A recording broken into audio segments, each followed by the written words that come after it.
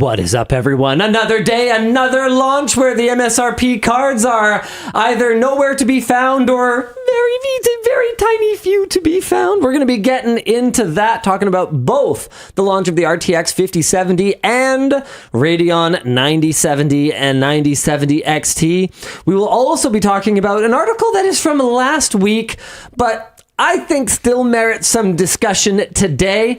Tech Radar says prebuilts are always superior. That is the honest truth, unless you are an IT god. What? Okay, what else we got for this week? What a week it's going to be.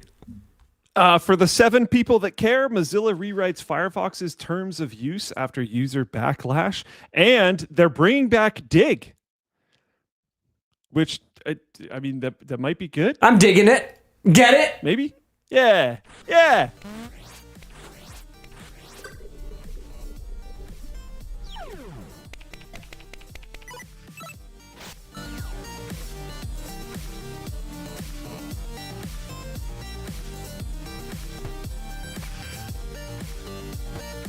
The show is brought to you today by Squarespace, Vessi, Corsair, and of course, our wrap partner Dbrand, our laptop partner Dell, and our chair partner... Oh, there it is. Oh, sorry. I gotta cover it up because it's a secret. Shh. Secret lab. Get it? All right. Why don't we jump right into our first topic today, which is, of course, going to be the big launches this week. Adam put... Gosh darn it, he put so much work into preparing this topic that I'm going to do my very best to read as much of it as I can without getting exhausted.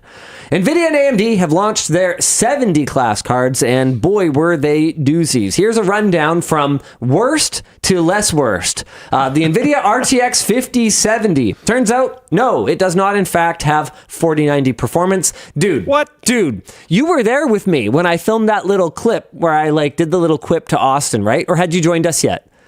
I don't think you had. Never mind, I lied. Because we were at the keynote together, but Luke was sitting somewhere else. He had better seats. And then I just went where they shepherded us into the press area where we were like, oh, okay, so I guess we're third-class citizens after the investors and the analysts, because that's what NVIDIA's into these days. Anywho, I didn't have great seats, but I was able to hear Jensen say that the upcoming RTX 5070 at 549 or 649 or whatever, 549 would match the performance of the 4090. And at the time, my camera guy, Andrew, was like, do you want me filming this? I'm like, buddy, we're at a press conference. Everyone and their dog is already filming it, as you can see. So we are contributing literally nothing to the Zeitgeist, or however you pronounce that. It is. Thank you. Zeitgeist. It's man. I got dunked on for my pronunciation of Wunderkind anyway. It doesn't matter. The point is, I said it wrong. Anywho, we are contributing absolutely nothing. Literally. Anything we record here of the stage is redundant because everyone else and their dog has their cameras out recording it. And number two, what they're doing is completely redundant anyway because NVIDIA is live streaming the whole thing, and you could get a way better quality version of it from YouTube. The gamer move seemed to be, I think Bitwit Kyle did this and a few other people, but I don't remember who, where they just restreamed the broadcast and stayed home. Yeah. And then just commentated over it and got tons of live viewers. It was very, very successful. I mean, dude, I told NVIDIA I don't go to press conferences. The only reason I was there was because we were supposed to go get hands-on with the 5090. Anyway, the point is, I was there when Jensen said it, and in that moment, I was like, yo, Andrew, I know I told you that we're not filming anything, but get the camera out, get the camera. I got mic'd up, put on the mic. Okay. And I got that clip. Dude, that clip I'm going to get so much mileage out of that I'll believe it when I see it clip. Because every time NVIDIA says something that is just complete bullshit, I'm going to be able to pull out that clip. Just pull it out again. Of me at the press conference for the 5090 launch being like, I'll believe it when I see it. So yeah. Well, you would have been able to pull it out for every single NVIDIA launch that I have personally seen. So it's about 20% faster than a 4070, barely nets a single-digit % increase over the 4070 Super. Its 12 gigs of VRAM poses longevity concerns, especially at 4K, and it is pretty much non-existent at retail. While those quick to the punch were able to get their hands on a card, most folks were unable to find them at MSRP, and the more expensive partner cards, even those ones sold out shortly afterward. Adam included a picture from PC Part Picker where there is only one card in stock, and this is a 5070, a card with a $549 MSRP, and it is priced at $1,029 as of 4:20 p.m. March 6th. Nice. Hashtag blaze it. Your money, that is. Yeah, sweet. Just light it on fire. Do that. Light it all on fire. Yeah. AMD, things went a bit better, but it looks like the story is complicated. It was a much better received launch, including by yours truly. The 9070 has the same MSRP as the 5070 from NVIDIA, while being about 9% faster at 1440p and 4K raster. In ray tracing, the 9070 beats out the previous flagship 7900 XTX, which launched at an MSRP of $1,000, but actually fell behind the 5070 in our testing, though other outlets found that it was within 5 to 7% across their suite of ray-traced games. We did notice that the worst performance for the 9070 was in Black Myth Wukong, where it seems AMD is still struggling a little bit. It gets 16 gigs of GDDR6, though, which gives us a little bit more confidence that it will continue to be able to keep up in the future without seeing lag spikes, and was in stock for substantially longer, actually several hours, rather than several minutes. Meanwhile, the 9070 XT competes in performance with the 5070 Ti and AMD's 7900 XTX in raster, and in ray tracing, it competes and even beats the 5070 in several titles. Great card, undercuts NVIDIA's offerings in price, brings ray tracing to a serviceable level, and is generally pretty good. However, oh yeah, FSR 4 looks pretty good. Image quality, no more distracting than DLSS 4, and outlets who have done deep dives into the image quality rated as matching the DLSS CNN model, but lags behind in some areas compared to NVIDIA's latest Transformer model. However, it's not all sunshine and roses for AMD, and there's going to be a number of sources that we're going to be talking about, so stick with me for a little bit here, guys, because there's a lot of sides to this story. VideoCardz with a Z.com. Oh, that makes sense, because VideoCardz with an S wouldn't exist, because you'd have to have like video cards. Hey, I get it. They were planning for the future. They had a crystal ball when they bought that domain. Oh boy. Anyway, they got a quote from OCUK's Andrew Gibson, who stated, MSRP is a capped quantity of a few hundred, so prices will jump once those are sold through. They also received insight about rebates from Swedish retailer Inet.se, who claimed that MSRP prices will apply to a limited number of cards. The prices only apply to the first shipment of each model. I have a note in here from Adam, who prepared this topic. Linus, can you comment on this sort of rebate behavior? Is this commonplace? My experience in the grocery industry knows that this isn't out of the ordinary, but I also sold jam and shortening, so not sure how that translates. What I will say is this. Back when I was working in retail, demand for the latest GPU was not like it is today. I would say under normal circumstances, yes, there are elements of this launch that would seem pretty wild if you haven't worked in the industry before, but are kind of normal, like the fact that pricing didn't seem to be finalized up until like the hours before the launch, and I'll talk a little bit more about that later. That's not unusual. I'm not saying it's good. It's not good. It's absolute madness, but it's not unusual. We would regularly cut POs for literally like hundreds of thousands of dollars worth of GPUs and have no idea what our cost was for them and what our MSRP was going to be for them. Hundreds of thousands of dollars of GPUs, like hundreds of top spec cards. And we literally wouldn't have a price. EVGA wouldn't have a price. And our direct NVIDIA rep wouldn't have a price. They're just like, buy them. This is your allocation. Take them or someone else will take them. And you're like, okay, because what else are you going to do? You don't have any GPUs to sell. What, your computer store with no GPUs is ridiculous, right? So you just take them, and that's it. You cut a PO. However, what I will say is that the idea of having a rebate like this, like an instant rebate, because there's different kinds of rebates. Okay, so there's your mail-in rebates. Those are the ones that have the little form you fill out for the consumer, and they mail in the form and they get some money back. The redemption rates on those are somewhere between 10 and 50%, depending on the size of the rebate. The smaller ones tend to have a very low redemption rate, and the higher ones tend to have a much higher redemption rate once you go past a certain number.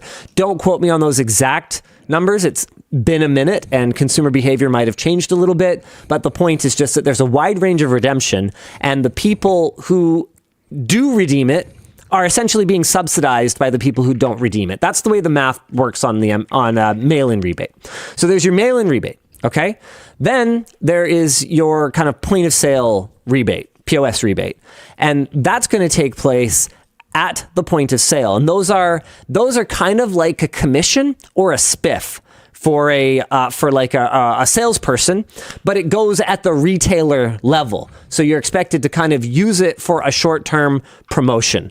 And the idea is that you're driving sales during some kind of an event, like March AMD-ness. For March Madness, AMD usually does a basketball themed promo for March Madness, March AMD-ness. So that would usually have something like a POS rebate across bundles of AMD products or partner products in order to kind of push up the volumes during that time. The last kind would be like a price protection slash like instant rebate. Actually, that's more of a terminology for POS rebate, but like a price protection. So like a credit, essentially a credit, where they are taking your entire inventory that you have and they are price protecting you down to a new, presumably permanent price. And that would happen in the event that you had something like a significant price drop.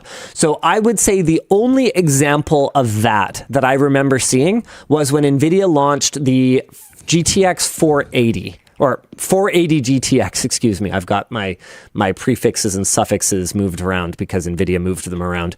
NVIDIA launched that card thinking that it was going to sell, and it didn't. I think that was probably the worst NVIDIA card launch that I saw in my years working at NCIX. We effectively, they were dead in the water on launch day. And so what happened was we had our inventory that we had bought without knowing how much we were paying for it. And we basically went, look, guys, you fucked this. You need to deal with this. And so we got our stock price protected down, if I recall correctly. It may have also been a POS rebate, but one that was like, this is a POS rebate, but the understanding was that it was perpetual to help us get rid of this stuff, and they effectively adjusted the price of that thing. So, with all of that in mind, the idea of a new card arriving and some portion of my inventory being instant rebated as like an introductory promo, knowing that some of my inventory would jump back up to a higher price after the fact. No, I have never seen that before.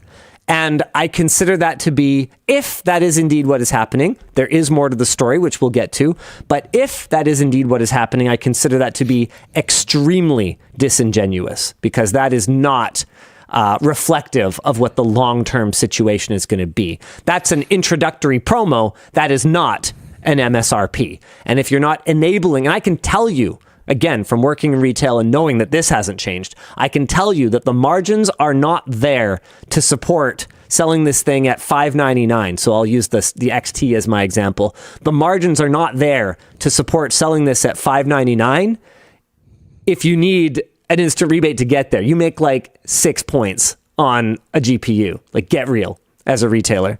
That is, unless you are, well, we'll get to the whole thing where you can have marketplaces sell the GPU and they can be at higher prices and you take a cut of that. And well, I mean, it's not my fault. I didn't price it at that. Anyway, that's a whole other conversation. This is very, very deep, very complicated, and we're just getting started. So I would say the closest thing that I ever saw to the kind of fervor that is going on in the GPU market right now, because I worked there pre-AI boom, pre-crypto boom, right? I would say the 8800 GT was the closest I ever saw. And that was a ripping launch. Like, it basically offered similar, see, he remembers. This guy remembers. It was a good time. Anyone who was there for 8800 GT launch remembers, because that thing was wild. It was based on the G92 die, if I recall correctly. So it was a process node shrink compared to the G80, which was the 8800 GTX. That was the top spec card. And this 8800 GT was on this new die that was on a new node. It was crazy power efficient. It clocked crazy well. It was killer. I think it had a little bit less RAM or something like that. Like, it had less VRAM, but it was available in two different configs, one with less and one with more. And you didn't really need the extra VRAM for a lot of modern games at that time. So a lot of people went with the lower priced, lower VRAM one. And it offered bloody near the same performance, this 8800 GT, like non-GTX, and it was like a mid-cycle refresh. The whole thing was bizarre. Near 8800 GTX performance at a fraction of the heat. Therefore, it was a single slot card and at like half the price.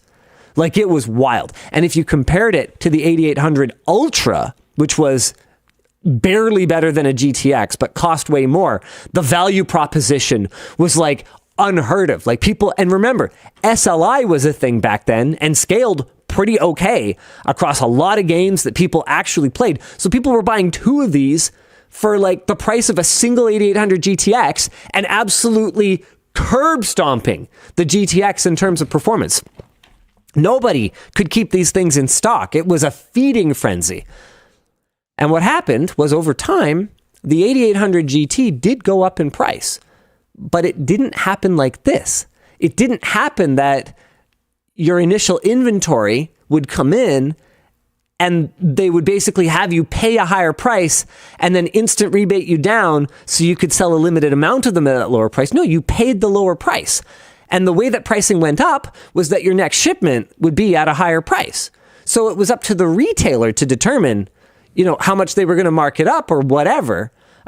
With the manufacturer's suggestions, right? It was up to the retailer how they were going to mark it up, but no one was kind of exercising external control on that card by having you pay a higher price and then enabling the MSRP with a spiff or a discount or an instant rebate or a POS rebate or whatever these mechanisms are. So no, in conclusion, I have never seen what Andrew Gibson and the Swedish retailer are describing. No, I have not. So, let's hear the other side of the story. The Verge asked AMD, can you confirm or deny that the best prices on the best priced cards are capped in this way? And what AMD said is, it is inaccurate that the $549, $599 MSRP is launch-only pricing. We expect cards to be available from multiple vendors at $549/$599, excluding region-specific tariffs and or taxes, based on the work we have done with our AIB partners, and more are coming. At the same time, the AIBs have different premium configurations at higher price points, and those will also continue. Now, that's another thing that is different these days. It used to be that a premium version, and I'm going to use EVGA's lingo, okay? So a KO or a SC or, okay, Kingpin's a bad example because those were a lot more expensive. But these these premium versions of a card usually didn't encroach or barely encroached on the pricing of the card above them. Nowadays, dude, it feels like you can see like an overbuilt card, like a premium or an overclocked version of a card that literally costs like 30% more. And you're looking at it going like, well, hold on. Shouldn't I just be getting like a completely new class of GPU for this? This is ridiculous. But because the price bands have been so stretched out, like they used to have to fit like your 30 class GPU, your 50 Ti, your 60 Ti, your 70, your 80, your 90, or your Titan, but all of that fit within about $200 to $800, $1,000, right? Well, I don't know. We got price bands all the way from like $400 all the way to $2,000. So all of a sudden, you can have a card that's supposed to be $400. You have an overbuilt version of it that's $550 or $600, and you're still like $50, $100 below the next up card. It's ridiculous. So it's really hard to put downward pressure on the pricing of a 5070 when 5070 Ti's are so much more expensive that jumping up to it isn't just a logical step. All right. What else do we have here? It's a long topic, and that tangent took so long, and it's still such a long topic. Well, dude, I mean, is it interesting? Because you guys can tell me if you're bored and we can move on. Okay. People seem pretty engaged. Okay.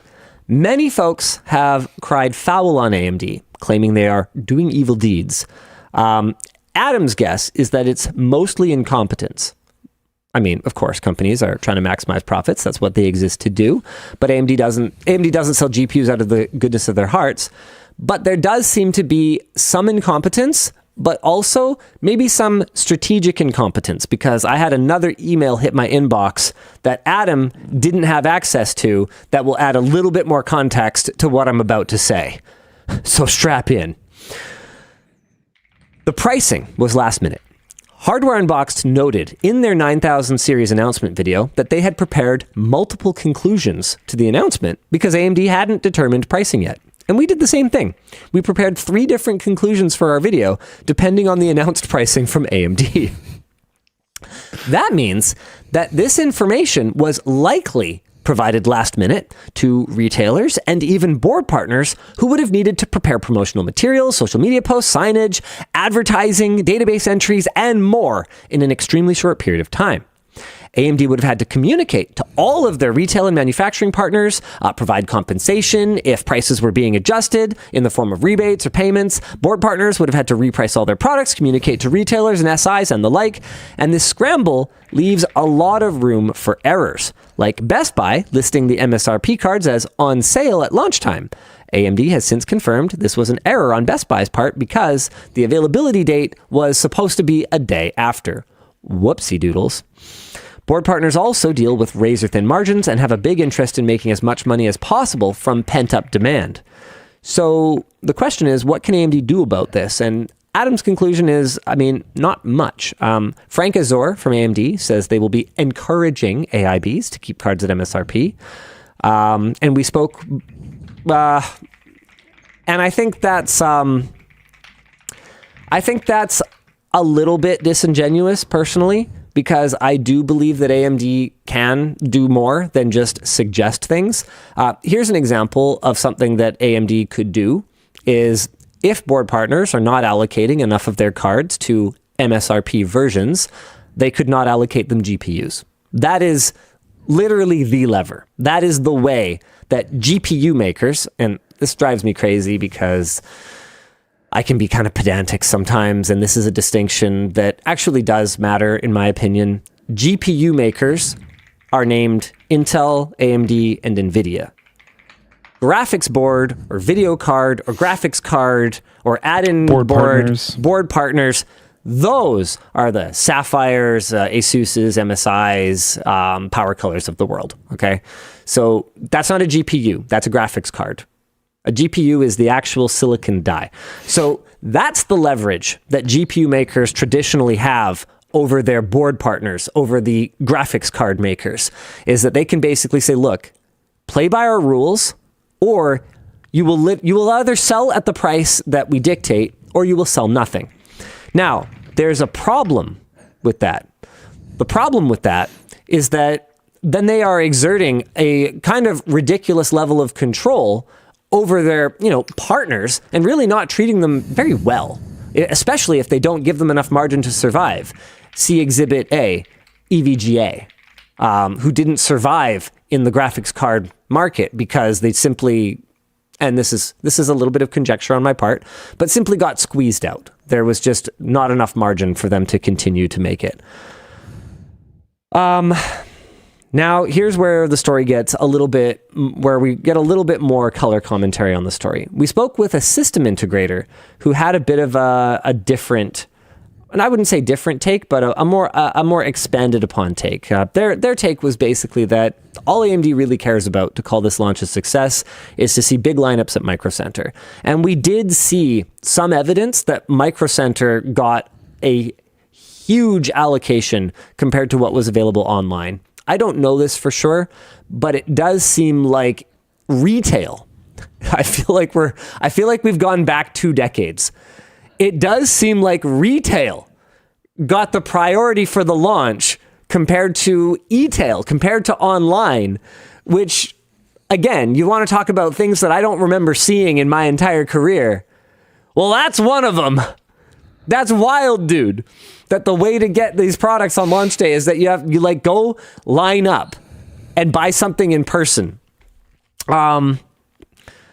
So they were pretty frustrated. Their total allocation of 9070 XTs from one board partner that they were able to use in their systems was 3 units.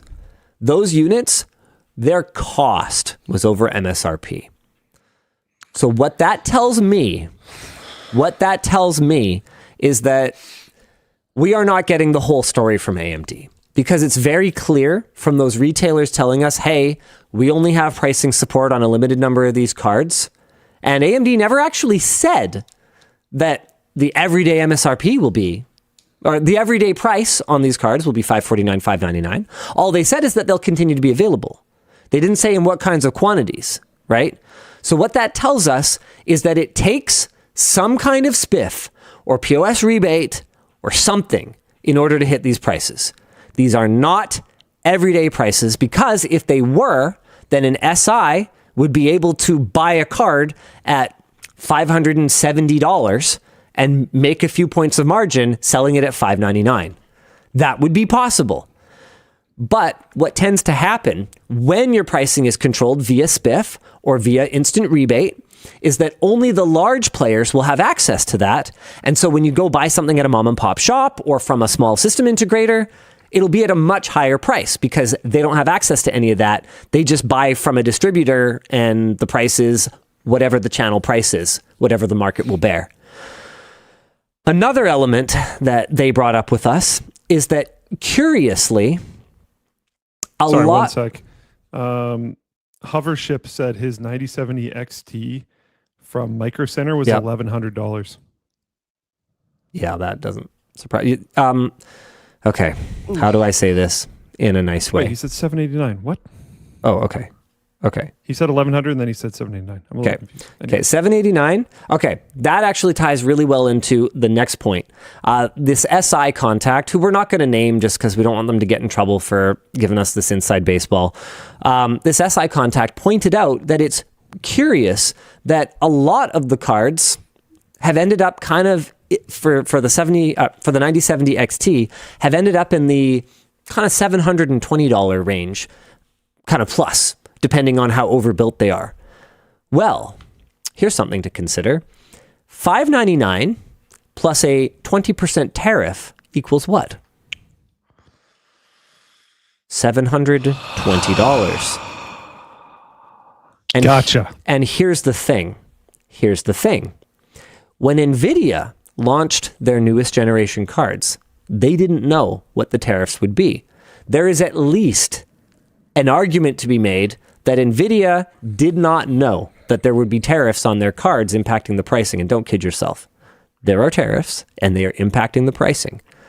AMD knew. Before AMD announced their retail MSRP, they knew that there would be 20% tariffs on these cards if they were shipping out of China. And many, many of them are manufactured there. So what it appears to me, and I can't say this for certain, but with all of the evidence that I've seen and with all of the experience that I have, what it appears to me is happening here is AMD wanted to undercut NVIDIA on their MSRP, is selling these cards into the market with 20% tariffs on them, knowing that realistically their partners will not be able to hit those prices across the entire inventory that they have, but that they could strategically trickle out a few of them at that price while selling the rest at a much higher price that reflects the tariffs, which they expect customers to simply accept and absorb because GPU prices are so high in the market. It appears to me that AMD has no real intention of actually hitting those prices, but it may not be entirely their fault because AMD certainly didn't start a trade war. Question. I don't think while you were working at NCIX, there was noticeable tariffs, but no. Do you know anyone or have any experience with stores that operate during, like, I haven't seen this so far, but would it be normal to display that, like, this is the base price and then it increases by this much because of the tariff? Like, would you explain that to the user? What would normally happen is if you were a Canadian store, let's say, or actually let's use a Chinese store as a better example. Sure. If you were a Chinese store, and by Chinese store, I don't mean AliExpress.com. That's very much owned by Alibaba Group or whatever, right? But like, it's very much a Chinese store, but it has an English storefront. Like it is a Western storefront for a Chinese company. So when I say Chinese store, I'm talking like Taobao, like an actual, like, for Chinese people in China, Chinese store. So the way that I would expect them to handle it is if you are ordering from a tariffed country, they would either have some kind of disclaimer that there may be that they're not responsible for any import duties, tariffs, whatever, and then you would be slapped with a tariff bill when it arrives. That's how I would expect that to happen. If you are a retailer and you are buying in bulk from a tariffed source, then I would expect that to simply be bundled into your cost the same way that anything else would be, whether it's freight or transaction fees or whatever else. Like when we were at NCIX, you would have we had kind of like a cheat sheet for what the rough costs would be. So on something like a power supply, I could basically say, as long as I'm ordering in pallet quantities and not in just box quantities, somewhere in the neighborhood of around, over the time that I was there, freight costs went up a lot. So it started at around $1.50, and then went up to probably around $2 to $2.50 per power supply in terms of factoring in your freight cost. So you would just account for that import tariff as part of your import cost of the item, and then you would mark up from there. And that would be transparent to the customer, other than just that the prices suck. Okay. Fair enough. So in summary, I don't think that AMD had any intention of these cards being universally available at these prices. Or if they did have an intention, I think that it might have been kind of a misguided hope. Or, I mean, things have gone kind of ping pong back and forth on the whole tariff thing a fair bit. So maybe it was a naive hope then that the tariffs would not be there and that they would be able to hit them. But as it is now, I don't think they did on China. I think they did on Canada and Mexico. No, that's right. So as it is now, I think that the more transparent thing for AMD to do would be to say, there are outside factors impacting our costs. We are going to do our best to make sure that there are cards available at these MSRPs.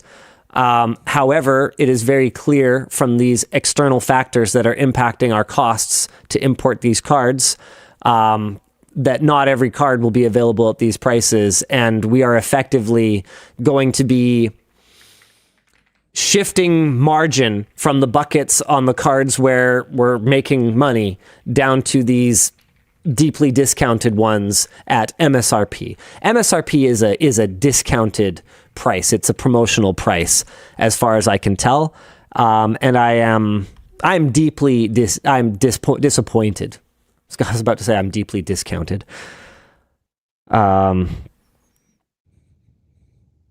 Yeah. Speaking of you being deeply discounted, you can take off the hat. Oh yeah, thanks. No worries.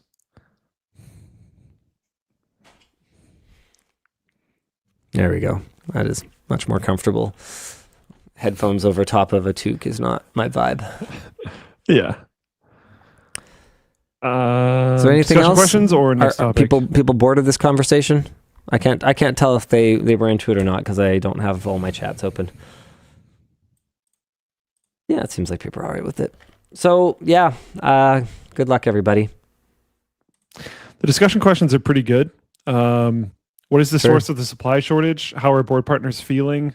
I'm sure they would much rather be selling more GPUs. I mean, and then do you think NVIDIA and AMD are indulging in scarcity marketing? No.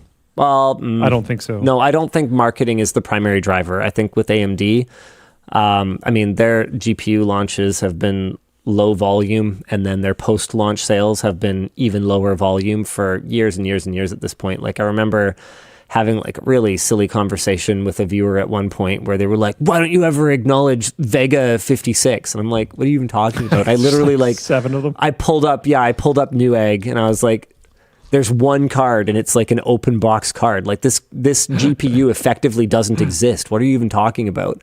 Or like, no, it wasn't Vega 56. It was Radeon 7. Even Vega, miners bought all of them. Yeah, but no, Radeon 7 was different. Radeon 7 just wasn't a card. It was this like weird launch thing. AMD made like a few of them with their partners. It was like repurposed dies from some workstation or compute card or something. And then they dropped driver support like immediately for it. Like it was a complete clown show of a product. It wasn't a real product. And people were like, oh, why don't you don't acknowledge AMD, the Radeon 7? It's like, dude, drop your fanboy shit because I don't care. That doesn't, you're not making sense. You don't make any sense right now. But that's been AMD's situation for years and years and years. I mean, even 7900 series kind of did okay, but that was it. It kind of did okay. I'm not convinced that they made any enormous volume of these cards. Yeah. So if I was AMD and their partners, even if I thought I might have something good on my hands, I'd have like PTSD from how many times I'd been given the smackdown from NVIDIA every time I tried to launch something decent and have them just like pull another ace out of their butt crack and be like, boom, guess you get to sell nothing. So overbuilding for them, I mean, is risky. You got to think about the numbers involved here. Okay, guys, think about the numbers. If I'm AMD, okay, or let's put ourselves in the situation of a board partner instead, because that's a much tougher one. AMD's margins are going to be better and their inventory holdings are going to be lower because AMD only holds GPUs. Or in some cases, don't quote me on this, but my understanding, at least on the NVIDIA side, is that they will actually provide kits, like GPU kits, to board partners, and that will include the GPU and the memory. So they may take some margin there. They may actually take on some inventory risk there. Don't quote me on that for AMD or even NVIDIA for that matter. But what I'm saying is that they carry inventory for only part of the finished product. The board partner, they have to take on inventory for the GPU die itself, for the memory, for the power delivery components, the raw PCBs, any connectors and doodads, coolers. Coolers are a very significant expense. So they are holding enormous inventory. There's lead time in terms of building them, packing them, shipping them. So by the time they're actually delivering this thing to a consumer, if all goes according to plan, they have paid all of their suppliers for this stuff. They are effectively probably not able to utilize their net payment terms much. And that becomes even more true the longer this thing sits and rots.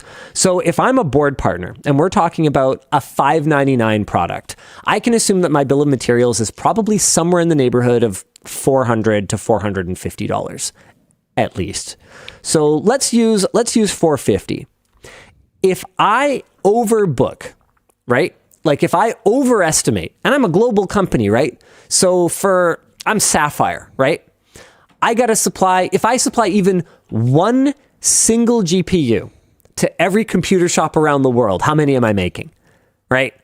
Hundreds of thousands, millions, you know? We're talking about enormous amounts of money.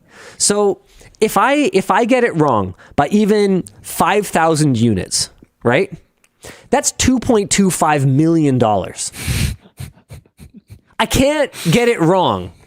And if I'm going to get it wrong, I'd rather get it wrong on the low side, especially if I've been burned time and time and time and time again on building a bunch of these stupid Radeon cards and then nobody freaking wanting them, right? So no, I don't think this is scarcity marketing. I think this is, on the NVIDIA side, them just much rather using these wafers to build AI products. And on the AMD side, I think this is as simple as not buying enough allocation, not buying enough wafer allocation from TSMC. I'm sure AMD would love to be selling more cards, but they've got to book wafers months in advance. They don't know that NVIDIA's 50 series is going to suck back when they're booking launch allocation for production for 9070. They don't know that. They might have... that is awful, by the way. I can pick you up loud and clear. Oh, yeah. All right, I'll stop. Yeah, or just lean away, maybe.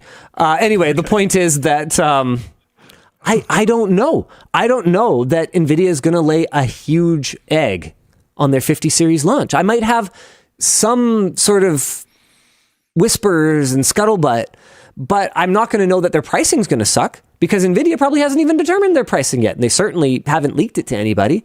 We don't find out till the very last minute.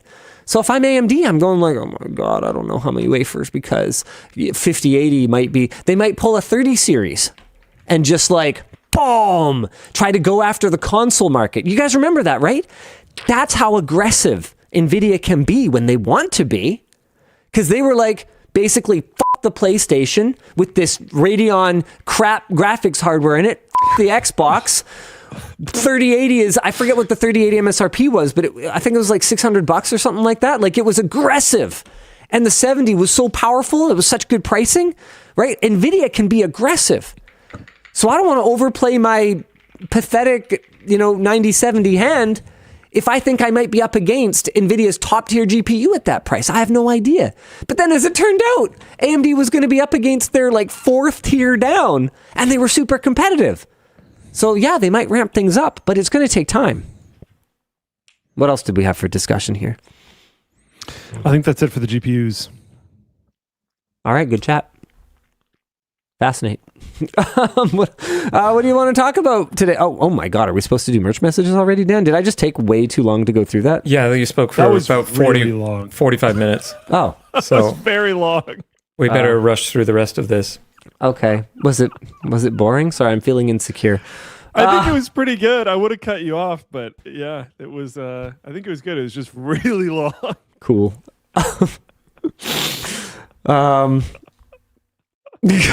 Circumcision doctor says what?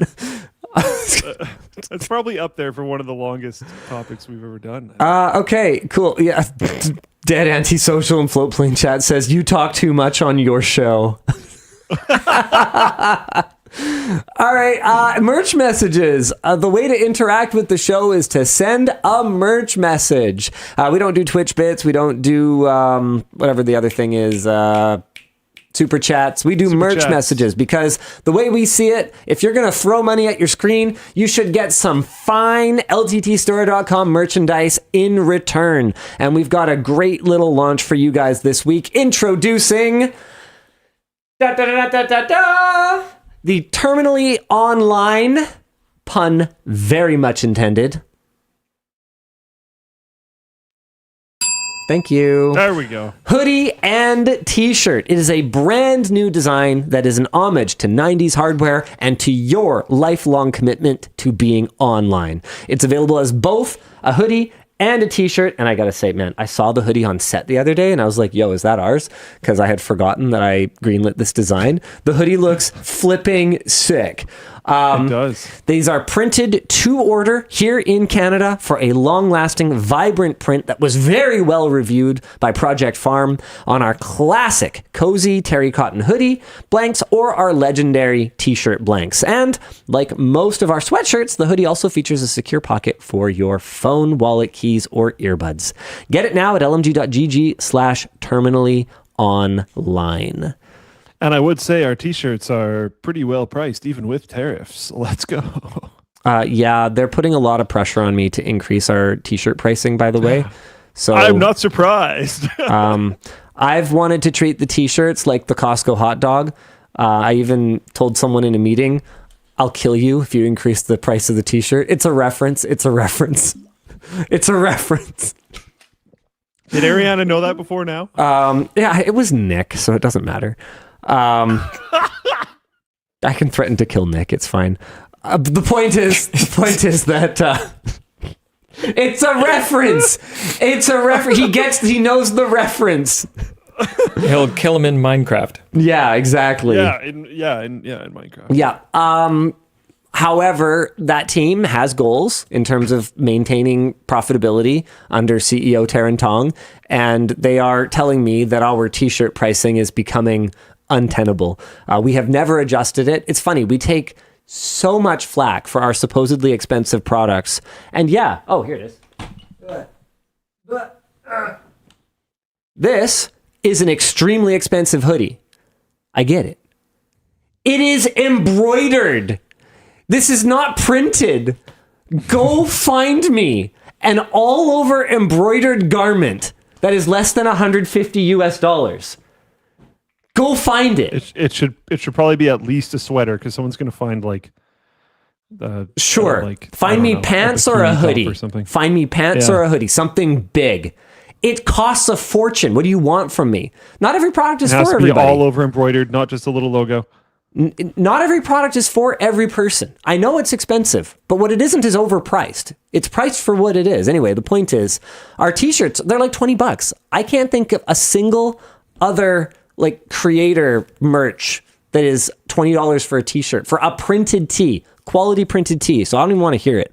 Anyway, the point is that we've also got the hoodie, which you guys can see here, which by the way also has printing on the back, which costs us more, and that's $60 for our fine terminally online hoodie. This is a great shot, by the way. I love this. Yeah. There they are, Gen Z, not talking to each other on their phones. It's perfect. It's flawless. Great job, Tatiana, Sammy, and I assume Artie was probably involved in that shoot as well. I'm trying to find a sweater because there's probably one of them. What I'm finding is a lot of them will say embroidered design and it's printed, but it looks like it's embroidered. Digitize D says, I digitize embroidery and I promise that's cheap for a hoodie. Exactly. And it's not cheap, but what it is fair. It is fairly priced.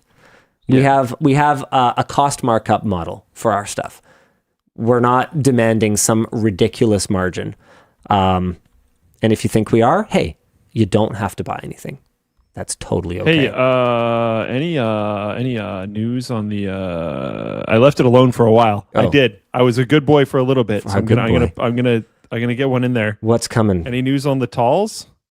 Oh, the tall blanks? I don't know. As far as I know, we're just ordering them. I was told we have no less than $3 million of inventory incoming. So things are a little bare right now on the store. Okay. We know, and I have been told we have $3 million of stuff on order. So hopefully there's some tall blanks in there. But that's all I know. Sell a bunch of tall blanks immediately because I'm not waiting this time. Let's go. I'm just going to buy a bunch immediately. I was nice last time. I was like, I'll let the audience get some this time. Screw you guys. I'm tired of this. I don't want to wait 7 more months to be able to buy a shirt. I will sit on WAN Show when they're announced and I will order them live. I will race all of you. Oh my goodness. Fight me now. Okay. Anyway, we have an announcement. If you were wondering about the toque that I was wearing, I refuse to call it a beanie. That is my act of solidarity with my fellow Canadians in this trying time. If you're wondering about the toque that I was wearing earlier, it's because of the Why is WAN Late series, a fan favorite Floatplane exclusive series that shows you the behind the scenes of what Luke and I are up to each Friday. We've been competing to see who is the one who makes a WAN late. And as you can see, I lost most recently. To see all 7 episodes in this monthly series, head over to lmg.gg/floatplane. Actually, He'll lose every time. Actually, I think I have a new favorite exclusive over there. I checked out a little bit of this, and then Sammy told me I had to stop watching it because he wants to get me to react to it. But it is so funny. LMG team members shared their first meeting with me. So we've got Emily from the editing team, Mark from the editing team, Vance, the executive assistant, and then Nicole from HR. And what do they call it? Oh, bloody hell. What's the custodian version of HR? Culture and talent department. Custodian version? Yeah, like custodian versus janitor, receptionist versus secretary, culture and talent instead of HR. Yeah. Sure. Yeah. Sure. All right. Anyway, people are loving this one. Check it out at lmg.gg/floatplane.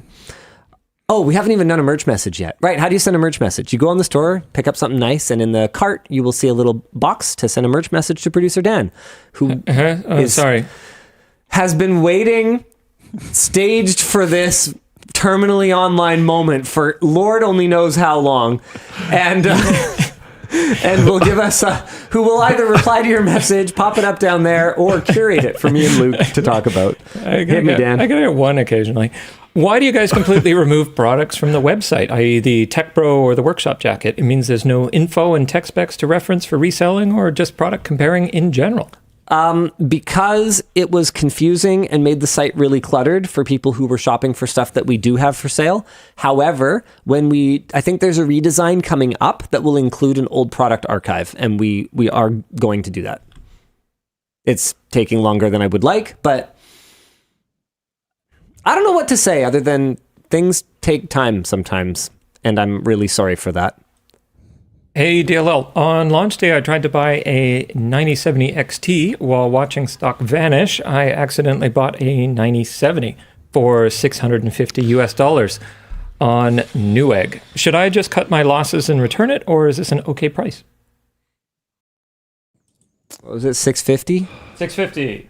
Man, I do not love that card. However, dude, it's so hard to determine what an okay price is when nothing's in stock and all the prices just yo-yoing constantly. Like, a big problem with the 9070 is the clock speed. It's got fewer CUs and all of that, but it has 16 gigs of RAM. And so a big part of the problem is the clock speed. We don't have much time when it comes to launch embargo reviews. So I don't know if it overclocks like a bat out of hell. It's possible that card could be a much more competent card than it reviewed as. I don't love that card at that price. And personally, I still have not actually pulled the trigger on my 5090 upgrade for this cycle because I'm waiting to see if Plouffe actually doesn't go through with his order. He has a pre-order in at Best Buy, and he said he'd give it to me because he decided not to go through with it, but I think he might change his mind still, so I'm not going to hold him to it. But I'll take that. But I got to be honest with you guys, on principle, and it's funny because I often see people kind of getting on me about being rich. How did you phrase it? Quite wealthy? Okay, yeah, you would talk shade, mister. I'm going to buy a plane. No, I'm not talking shade. What I'm saying is... All right. What I'm saying is... Sorry, you're good. Do you need a minute? You need a minute? No, I'm good. So I'll often see people kind of come at me because I'll say, look, no, that's expensive. I'm not going to buy it. Yeah, the reality of it is I could buy a 5090. I could buy a 5090 right now. I could go on eBay. I could buy a scalped 5090, but that. I'm not going to because that's lame. Because I'm sitting here telling you guys, don't buy scalped GPUs. Don't contribute to the crappiness of the GPU market by paying these prices. So what? Because I'm in a position where I can just afford to just buy it, so then I just should? How hypocritical would that be? And so I was looking at the comments on the MacBook announcement video, where I was like, yeah, oh, this sucks. I bought mine at a bad time. And half of it is people telling me to return it because I'm within 10 days. But guys, movie magic. Our video came out 10 days ago. I bought it like 3 weeks ago almost. So no, I can't return it. And then the other half was people telling me, suck it up, crybaby. You can afford to buy a new one anyway. And I can, but that's not the point. That doesn't change anything. That doesn't change the fact that I bought it at a bad time because I got a last gen product days before Apple announced the new one. And that sucks. Nobody likes that. That sucks. That's the whole point. Also, I just needed a hook for the intro for the video. Who cares? Like, I literally, when I was shopping for my MacBook, bought a last gen one. I bought an M2 because I knew that all I was going to do was word process on it, and it wasn't going to matter anyway. So I'm not actually too, right? Like, I'm not actually mad. I just am saying a thing. I bought this at the wrong time, and that blows. It blows for anyone, regardless of the money. You got roasted recently at an event because people were like, "Oh, why do you have the crappy iPhone? Oh, the 16 Are you plus a tech guy." Yeah, remember? Yeah, because I don't know. I've always, as much as you are, what did I say before? Fairly wealthy or whatever. I've always appreciated that. You'll sit in economy. You'll buy the lower end thing. You'll not scalp stuff. It's the principle of the thing. Principles that you've stuck to. Yeah. And the thing with this one is that this is the phone that I thought made the most sense in Apple's 16 series lineup. Yeah, I can afford a Pro. Of course I can. Don't be ridiculous. Literally, I bought a Pro and a Pro Max or whatever the top spec one is. They're sitting in a warehouse. I literally bought them. But this was the one that I wanted to review the platform on because I thought that in terms of what people should actually be spending their money on, this was one that made a lot more sense. Those features on the Pro series, yeah, I appreciate a higher refresh rate display. Of course I do. And I guess I'd love to be able to do a 3D scan of my room if the situation arises. And USB 3 transfer speeds are better for the once every couple months that I'll plug in and I'll do an over-the-cable backup of my photos or whatever. But that's it. I'm not going to pay hundreds of dollars more for that, and I'm especially not going to recommend that someone else pay hundreds of dollars more for that. And I think that reviewing a product the way that I would actually recommend buying it is more useful. I think that's more meaningful. It's kind of like years ago, actually. Anytime we would order a laptop, Alex would ask that instead of ordering the starting at configuration, we order the minimum we would recommend configuration. So if starting at had 4 gigs of RAM or something, we basically don't acknowledge that. And we go, no, this is not a $999 laptop. This is a $1299 laptop. It has 16 gigs of RAM and etc.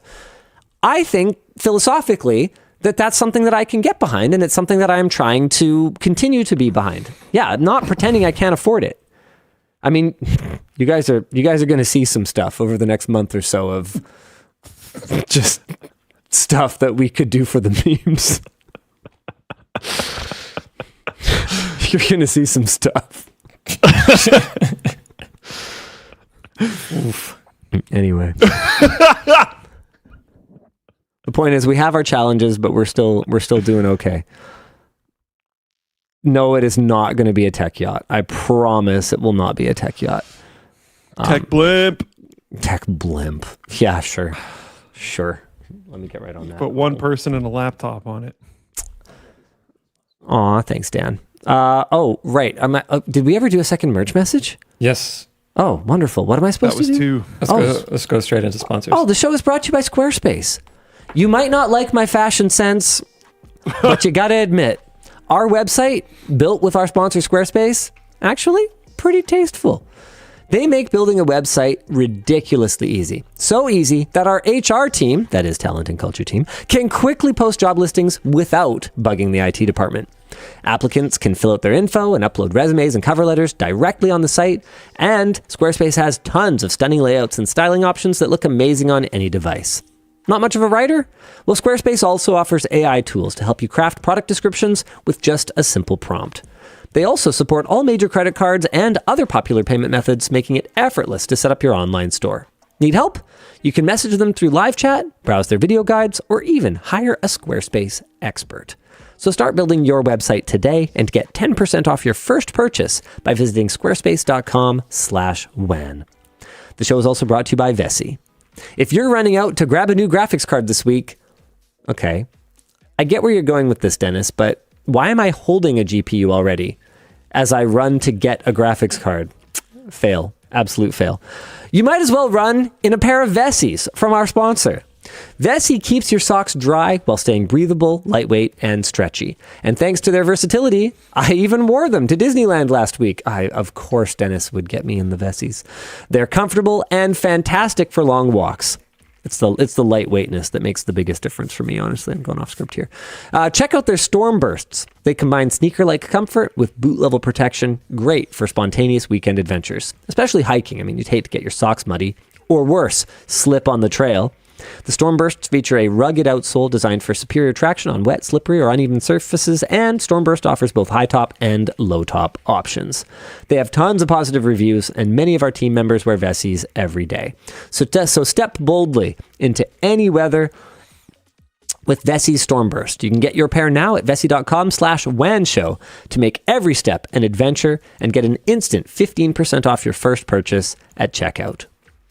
Finally, the show is brought to you by Corsair. Not too pleased with the PC case you've got?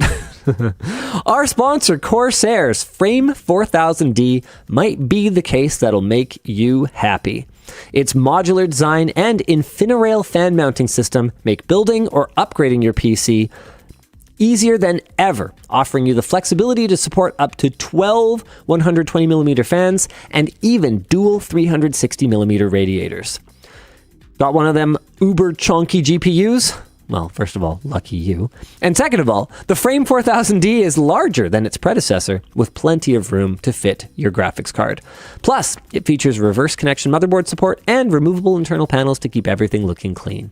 Built for easy IQ Link integration, this case lets you manage all your components seamlessly. So check out the Corsair Frame 4000D today, link in the video description. Lies, damned lies, and then MSRP. Bamboozled. That was the guidance for the title and thumbnail. I was just reading it. Dan put it at the bottom of the doc under sponsors. Okay, Dan. What do you want to talk about next, Mr. Luke? Let's cover the Firefox terms rewrite because we were a little kind of unsure about it last time. I was pretty sure that's not what they meant at the very least, so I'm happy that they have done this, although I haven't actually reviewed it. I'm assuming it's fine. Mozilla has responded to user backlash over new Firefox terms of use introduced last week, rewriting the policy to address the overly broad language, that's one way of saying it, used in the original version, which critics said the language implied that Mozilla was asking for rights to any data input or uploaded or anything uploaded through Firefox, which is literally what it said. So, yep, which raised concerns about data being sold to advertisers or used to train AI. Mozilla claimed that the new terms didn't represent a change in the way that the company used data, and that the company's ability to use collected data was still limited by a separate Firefox privacy notice. 2 days after the initial uproar, Firefox product chief Ajit Varma announced that the terms of use have been rewritten to more clearly reflect the limited scope of how Firefox interacts with user data, and the new terms explicitly state that Mozilla does not gain ownership of inputted content. Discussion question: how diligent are you about reading terms and licenses for the apps you use? Not very. I think it depends. To be completely honest. I actually read an entire contract today for the first time in a while. Oh, I read contracts all the time. Oh. I don't read... Well, it included terms of service, so I guess, yeah. But, okay, yeah, it was more of a sale contract, so... Yeah, I read those, for sure. I read every single one of those. I don't... when I'm signing stuff on behalf of the company, I'm a lot more careful. If I'm using, like, I don't know, like Discord, I should, because they're almost certainly, like, selling everything, but yeah, I don't. I don't know. Oh, they're probably not even selling it. I mean, aren't they? Just Where giving it are they away. based? I think they have significant company ownership in China. Yeah, so they're Tencent or something. so they're just giving it to the Chinese government. Don't even worry about them selling it. Yeah, I don't know. Now I want to know who does own Discord. Owned by co-founders. I could be super wrong. I thought there was a significant chunk Tencent. of 10 cents in there. It says most likely has a majority stake. What does that mean? Nice. Can you just tell me if it actually does or not? Nice. I'm not 100% certain because multiple sources say most likely. I don't know what that means. Is it banned in China?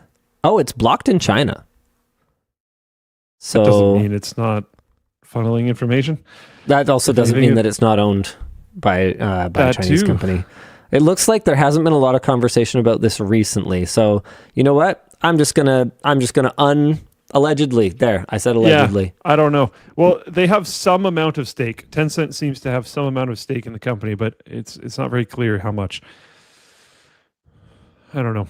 Anyways, either way, yeah, I read and have raised issues with actually many times contracts that the company has signed, including one very intense one with, I'll say it, one with a sponsor where they were trying to give us information early, which would have been very helpful. But I don't even know if you know about this, but the contract included a line like 3/4 through it that said that we couldn't say any disparaging comments about them ever. And I was like, no, there's no way we're signing this. No, I think I did hear this one. I think I did hear this one. You did? That would have been hilarious. We would have just unvatted. Oh, we would have had to. Yeah, we would have had to just say whatever we want because that's not how this works. Work. We would have had to break contract. That's but, hilarious. Yeah, I sent it back to them and they're like, oh, like we're never going to do anything. Yeah. And I was like, no, you're removing this. Like, then you'll have no problem removing it. Exactly. Yeah. Yeah. Oh, that's great. Which, if I remember correctly, I don't know that they did. No, they didn't. I don't think they removed it ultimately. Yeah. So we never signed it. Yeah. Now there's been all kinds of stuff like that. That's like stuff that we'd love to do that would be beneficial, mutually beneficial. Like we had a laptop company. Yeah. Framework disclosure, but it wasn't framework, so whatever. But we had a laptop company come to us recently and say, hey, like we'd love to integrate more deeply with you guys, get feedback on branding and product design, and give you guys early looks at stuff so that you can kind of help guide us, because realistically, we really do appreciate your feedback as independent media. But the reality of it is, by the time we get it, the product's done. So there's not really anything we can do about it. How about this? And I had the business team bring it to me, and I basically was like, I don't see what planet this can work on, because I'm making the exact same gesture as my doppelganger here. I don't see what planet this can work on, because either we do this for free, which is a complete fucking waste of our time because we're busy and we have a lot to do. It's not that we don't want to be helpful or whatever. It's just that like we can't make it a habit to just do consulting for free for everybody. That's ridiculous. So that's not an option. And we can't take money for it, because even if they gave us a contract that was like, oh yeah, you could totally say whatever you want, we actually wouldn't be able to, because anything that we were bound by that didn't make it into the final product, right? Like any of that decision-making process that we're privy to, now because we're privy to it, we wouldn't be able to speculate on it without sort of violating at least the spirit of the agreement. Like we couldn't, imagine if we were doing a review of this MacBook, and I'm going to use a far-fetched example so that I'm really not giving any hints, because I promise you it wasn't Apple talking to us about this. Apple doesn't talk to me. If I was doing a review of this MacBook, like imagine me knowing that I advised them that, I do actually like the keyboard. So again, I'm going to use an example that is not real. Imagine if I advised them that the keyboard sucked and they shipped that sucky keyboard in spite of me saying that I didn't like it. So now I'm sitting here doing my editorial review and I'm like, yeah, I told them this keyboard sucked, but they shipped this anyway, so they're especially stupid. Imagine the strain that would put on the relationship, even if I was allowed to say that. That's like, you're just in a position where things are like... It's just not a good idea. Bizarre, you know? Yeah. Like it's not even like, it's not even conflict of interest. It's just conflict. That just doesn't work. So I think that's come up probably half a dozen times over the years. And every time I just kind of kick it back and just kind of go like, how does this make any sense? It doesn't make any sense. In the particular example that I laid out as well, the thing that was kind of funny to me was that they were, it was clearly more, if we ignored the thing that I had to sign, it was clearly more beneficial to them. Like the thing that we would have been doing would have been better for them than it would have been for us. So it's just kind of stupid. But I think, you know, they're just a pretty big company and they have one boilerplate thing and their lawyers just didn't want to change it. So like the person I was talking to understood. I get it. But they couldn't get the legal team to change it. It probably would have cost 20 grand because they probably would have had to take the entire agreement back to the law firm. And like, this is why I don't like involving lawyers and things. And if you're a lawyer, whatever, like nothing personal. You got your expertise. You got to be paid for that. You got a job to do. I get it. But I don't like talking to you. But dang, dude. I don't like talking to you. Me neither. Yes. Yeah. Sorry. You know? I'm sorry. Nothing personal. What do we want to talk about next? Should we do the Digg thing? Yeah, let's do the Digg thing. Digg's coming back? What? Digg founder Kevin Rose and Reddit co-founder Alexis Ohanian have acquired Digg with the intent of reviving the platform with a fresh vision to restore the spirit of discovery and genuine community that made the early web a fun and exciting place to be. Good luck with that. I would love it if you can accomplish it. Digg launched in 2004 with its innovative user-curated content system and quickly became the homepage of the internet for more than 40 million unique visitors a month.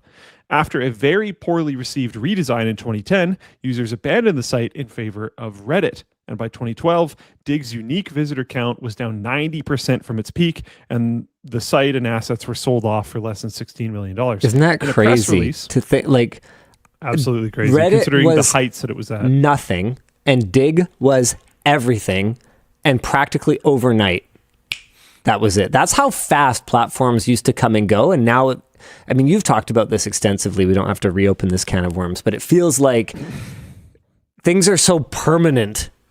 The momentum is enormous for platforms now. Anyway, carry on. Sorry. The moats are huge. Like anyone attempting to attack YouTube is going to lose. Like it just, I don't know. It is what it is.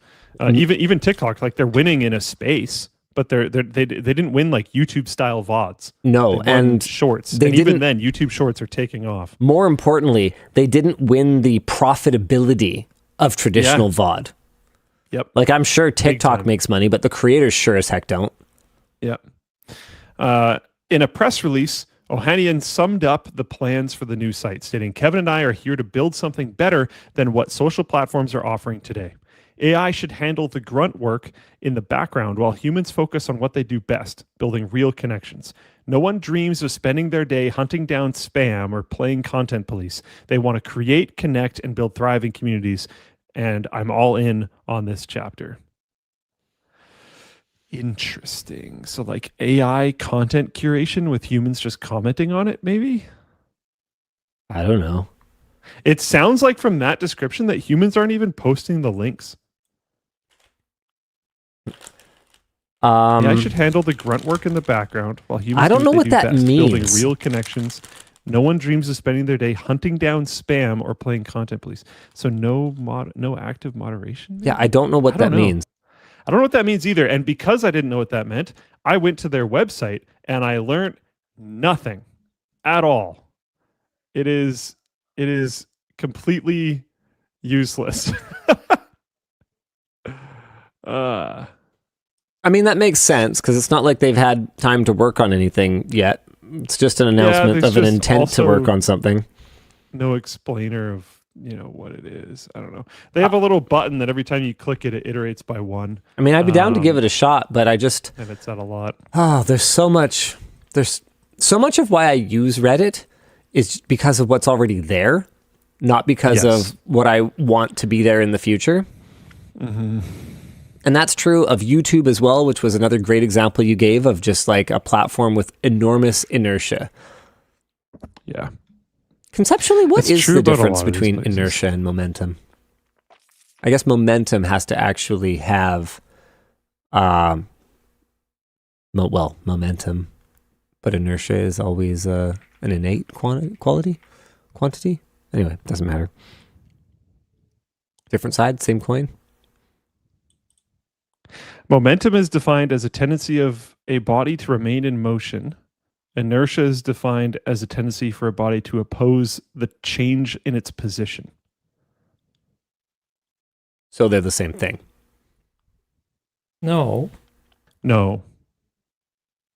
I mean, they sound like the same value once you calculate In simple words, momentum is your force or speed of movement, them. and inertia is what keeps you going.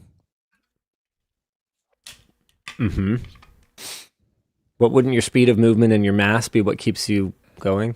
No, because if you had an elephant that was stationary, It would have enormous inertia, but no momentum. It has a lot of inertia. But then if I wanted to, I guess we could, okay, so only if it's completely stationary, inertness, then it's inertia. I guess I can kind of get behind that. if you had a very tiny thing that was moving very fast, it would have a high inertia.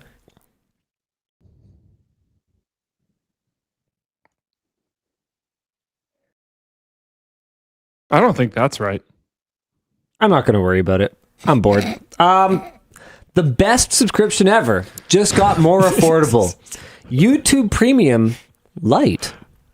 On March 5th, YouTube announced that they're adding a cheaper tier to the YouTube Premium lineup called Premium Lite. It will cost $8 a month instead of $14, but there are some differences. You will not get access to downloading or background play on mobile. No background play? Okay. YouTube Music, music videos, shorts, and the homepage will still get ads.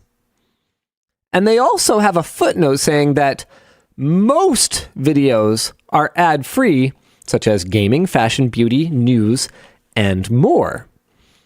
So what am I actually getting? Well, you get no in-video, like mid-roll and pre-roll ads, it sounds like, in most videos, but that does not include music videos, shorts, or the homepage, and you don't get YouTube Music. This actually sounds like a terrible deal, and you should just get the regular premium.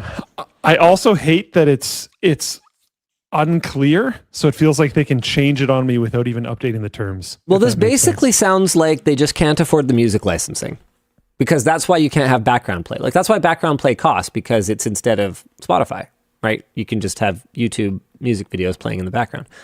So, like, I get it, but also it just seems like not that compelling a value add, because I don't know if I know a single adult working person in my life that doesn't have a Spotify or YouTube Music or Apple Music or Tidal or whatever, like a music subscription. I really don't think I do. So if you're going to have one anyway, then you should just get YouTube Music, because at this price difference of $6, it's basically nothing.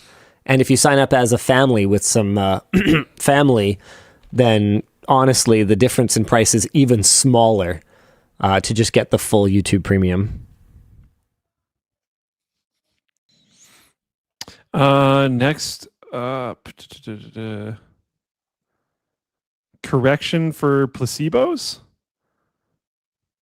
Correction for the discussion about placebos on February 14th WAN Show. Oh, sure. This Science is pretty podcast, short. The Skeptic's Guide, featuring Yale Associate Professor and Neurology Dr. Stephen Novella, reacted to our discussion about the placebo effect on the WAN Show a couple weeks ago. Dr. Novella pointed out a misleading... where'd it go? A misleading sentence we said about the placebo effect and cancer survival rates. and we'd like to issue a corrective statement. Believing you'll survive cancer improves your quality of life, but it hasn't been shown to extend survival in cancer patients. You can find more information at links. Dan will throw them in the chat. Yeah. Okay. We unequivocally do not endorse companies and individuals who use placebo effect to push scam products and earn a profit from each other's unfortunate situations. You guys know we hate scams. Did people think we did that? I don't know. Not if they're acting in good faith, but maybe. Yeah. We encourage you to always contact your healthcare professional if you have a medical situation. Also, I'll say this now, and I don't know if we said this then or not. We're not a medical podcast. We talk for 4.5 hours sometimes. So sometimes we're going to say some stuff about other things in our lives that aren't tech.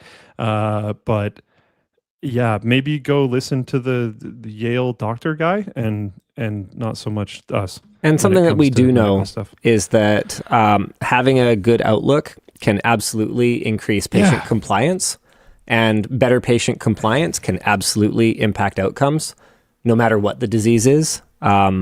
So yeah, maybe not directly, but the main point of our conversation was just that if people maintain a positive outlook and if they think that things are working, it can have a positive outcome. The very, very specifics, my apologies if we were not correct there. And we were obviously never endorsing people selling placebos as real remedies and saying that like that's okay. I think our main point was just that like it's a thing and that's why they get away with it, because they sell you a placebo and then it is actually quite likely, depending on what ails you, that you might feel better. And that's why it's so hard to nail these guys. Microsoft is testing free Office desktop apps. Wow. I actually didn't mean to do that, but that was one heck of a Freudian slip. Wow. Microsoft is testing a free desktop version, Microsoft 365. When installing the productivity suite formerly known as Office, users that opt to skip signing in with a Microsoft account will be presented with the option to use Word, Excel, and PowerPoint for free. Of course, there's a catch or three. It is ad-supported with a persistent ad banner on the right side of the screen, and every few hours, this is great, a 15-second video ad will play, although at least it can be muted. It can only save to OneDrive and includes up to 5 gigabytes of storage as part of the free package. Many features are missing. These are listed on BBomb, but the basics are there. I've been warned BBomb has lots of ads. Oh, wow. Boy, do they ever. That is a lot of ads. My goodness. What are the limitations? What parts of this are article and what parts of it are ads? Good Lord, I can earn Roblox gift cards. How to install free editing. Features missing. Oh my goodness. Dictation. Line spacing. Okay. Text box. Line spacing. Pivot charts. Okay. Pivot table. Oh boy. Okay. So they're quite cut down. Okay. So basically use Google's product, I guess. Yeah. Jordan prepared this. He goes, is this going to result in enough paid subs to be viable? And also asks, is this for the 7 people that are not aware of Google Docs? It is kind of feeling that way a little bit. Yeah. Ann M. White and Float Plane Chat says literally just get LibreOffice at that point. Like, what are we even talking about here? This is a fun one. Wacky foldables and other stuff at Mobile World Congress. MWC ran this week from March 3rd to March 6th in, I'm going to say this wrong, Barcelona. I think you're supposed to do it with a TH sound, right? I wish they would I wish they would just spell things the way that they're supposed to be said, because if you're going to have an anglicized spelling anyway, why not, in good faith, try to spell it in a way that makes it spelled like it sounds? Barcelona? I don't know. I don't think that is... Dude. I think it's just spelt the same way in Spanish, which is probably why it sounds different than it's spelled. Well, then give me an anglicized spelling like everything else. Anyway, we're supposed to rapid fire react to each device and give it a 1 to 10 score. All right? So first up, is the Lenovo ThinkBook Flip AI prototype. A mega 2-in-1. Oh my gosh. This is from PCMag.com. Flips. Whoa. Okay, we should decide what our scale means. So is this out of 10 in terms of like, would I buy it or would I use it? Because those definitely are not the same thing in this case. Like if somebody gave this to me for free, I feel like I might consider using it. It looks like a joke. It looks like it's photoshopped. It looks like a meme. Okay. The outer display can flip up to become a large vertical display. So it kind of goes in, it looks, yeah, there you go. There's a better shot of it. Wow. Also, this is like the ugliest hotel room. But great job, PC Mag, for making it work. It kind of works. Luke, what's your rating? So again, sorry, what are we doing it based on if we would use it or if we would buy it? You wouldn't buy anything, so let's go with if we buy use it. It's a 0. I might buy something. We'll see. How about if you would use it for work? Would I use this? If this for was work? our standardized Yeah, laptop. I would use this Out of for 10. Work, yeah. Out of 10. I would unfold it. Would I use it out of 10? I would definitely use it. Like you wouldn't ask for something else because we could give you something else. Would you prefer it? I wouldn't. This is sounding like a 6. Yeah. I think it might be a 6 or a 7 because I travel with an extra screen. Okay. And this is just an extra screen, but slightly less cool because it's up instead of to the How side. are you going to use this on a plane? Like, I just don't think you would. I dude, think buddy you would behind leave you is it going to lean folded. their seat back. I mean, I guess it wouldn't break it though because it's bendable. I think it bends the other way, so it absolutely... Oh yeah, right. Yeah, well, to be fair though, it wouldn't crunch under because it would go all the way to the top of the seat. You'd have to your like laptop would pull just, their like, pull hair off forward. of it. Yeah. Yeah. I'd give it a 6, I think. I don't think I can go higher than a 4. I would definitely use it in like hotel rooms and stuff. I would use it. All right. Let's go. So it Let's looks move like on you to our get next two one. 16:9 windows on it, basically. Next up is the Lenovo Magic Bay dual display concept. Here we go. This is from Digital Trends. Oh, this looks more like your style, Luke. It sure does. 2 screens or 1, it's up to you. The thing that gets me with this stuff is it's really not much harder to just have an external display and a normal laptop. External. So this uses special external displays that use Lenovo's Magic Bay connection to add either 2 13-inch screens or a single vertical 8-inch screen. It uses also pogo known pins as and magnets. It's a proprietary connector, so you can't just carry it to the next one. And I've been using the same. I've been using the same external screen for 2 different laptops so far. You won't be doing that here. Fine. Yeah. Exactly. So like the buying of this, very low. The using of this, at least one of the external displays, probably like a 7. How Very much high do you chance. think that drives the design of these products? Because if I'm a Lenovo and I'm targeting businesses, do I care at all if Luke the individual would buy this? Maybe not, because I don't need But him you to buy care it. a lot that you might get lock-in to the IT team Yeah, because of this because Luke's company bought proprietary it for connector him, that you have. and Luke likes it, and will complain to IT if he doesn't get one again, or whatever, right? Or if the new laptop doesn't have those screens. Oh boy. Yeah. Lenovo Yoga Solar PC concept. Solar.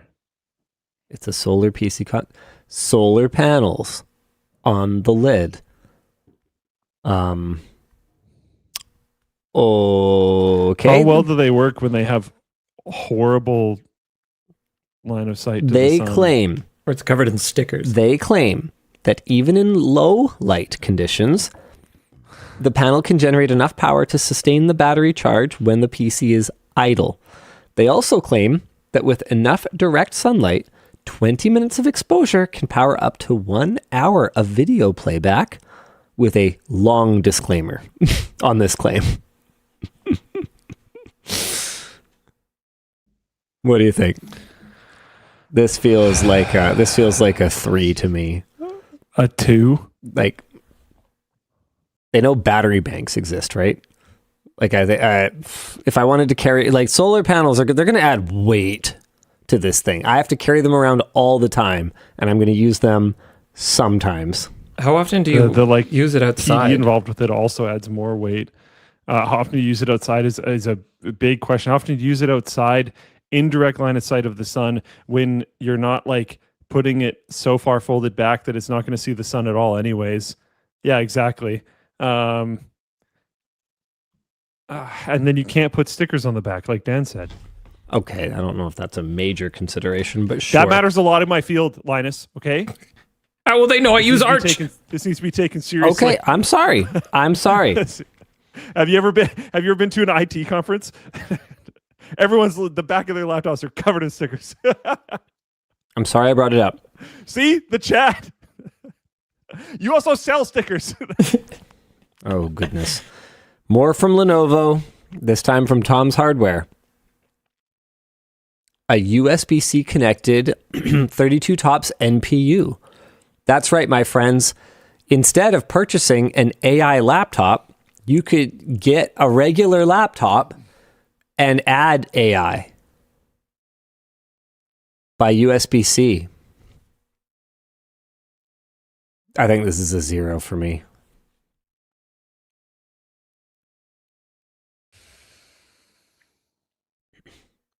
Wow. At least for my laptop. Like if I had like I think I actually have a similar little USB AI dongle in my server right now because we're using it for training for a like a machine vision project or something like that. But in terms of the pitch of this, it's Thunderbolt. Oh my God.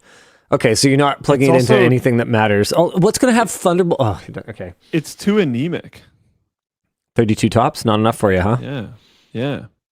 All right. Okay, here we go. Infinix 0 Series Mini Trifold Concept. This is on Tech Radar. Dun, dun, dun, dun, dun, dun. No. Really? 0. Just straight up no. No. You're not even going to give me a number. 0. 0. Oh man, this is like a 4. Maybe a 1. Really? I could see this being You're like going a to 4. deal with the of unfolding this the whole way because it's not just a flip. It's not one movement. You have to. I think you have to like pull the thing apart. It looks super annoying. But look, I could clip it to my backpack. That's from LTTStore.com. That's no. Yeah, no. Look, I'm just saying I could. I'm treating a 5 like a neutral. Okay, so I'm like below neutral. Like I don't want it. I don't want it.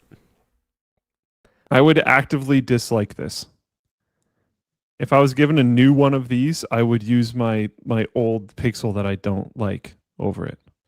All right, next up. It just looks very annoying to use. Most of the time when I'm looking something on my phone, I want it fast and then I want to put the phone away. I don't want to just like, oh, let me unfold this twice so I can get a full actual phone and then go through and check things and then fold it 2 more times to put it back down and then it's a massive brick in my pocket and then I can put it away. That's so annoying. I don't want it. Okay, this time from The Verge.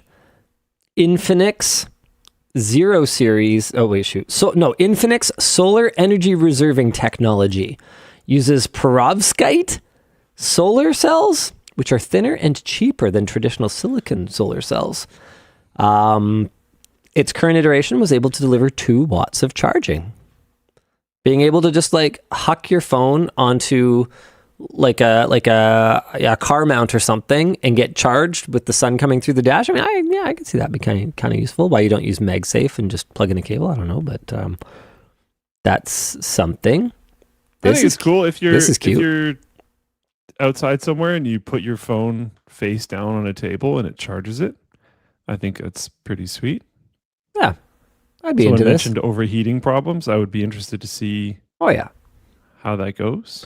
All right. Next up. I like it though. Whoa, Xiaomi Buds 5 Pro. Now, they might look like just regular, AirPods clones, but they can stream music over Wi-Fi. They utilize Qualcomm's expanded personal area network to provide audio at up to 96 kilohertz 24-bit, up to 4.2 megabit per second, exceeding Bluetooth's bandwidth. And if Wi-Fi is not available, they switch back to Bluetooth mode. That's pretty cool. They look bulky, though. I don't care. Okay. As a dub said on Flowplane, no solar panels on them, 2 out of 10. Okay. I just I don't know. If I'm at home, it's not like I don't have my phone on me. If I'm not at home, I'm pretty much not using Wi-Fi. I don't know. Do they use Wi-Fi direct, though? Because if they could do that, then that's cool. I think it means that they're using Wi-Fi to the phone. Yeah, I think so. I think that's what it means. Not all devices handle Wi-Fi to multiple points very well, though. Like I realized using the Mac as my daily driver that you can't internet connection share your Wi-Fi connection on this. So I use that feature on Windows for flights. I'll buy one in-flight pass and then I'll share it with everyone that I'm with or with my phone, like with my multiple devices. And I can't do that on the Mac, which kind of blows. Like it can internet connection share. If you plug in a wired connection and then you share over Wi-Fi, it can do that. But it can't Wi-Fi share its Wi-Fi connection, as far as I can tell. Here's another one. This is, wait, where is it? Here we go. Yes. The Samsung Flex Gaming Concept. Hold on. Someone says, yes, you can over Bluetooth. Well, what am I connecting to it via Bluetooth? Might be able to with a USB Wi-Fi. Yeah, I'm not doing that. Bluetooth Wi-Fi sharing.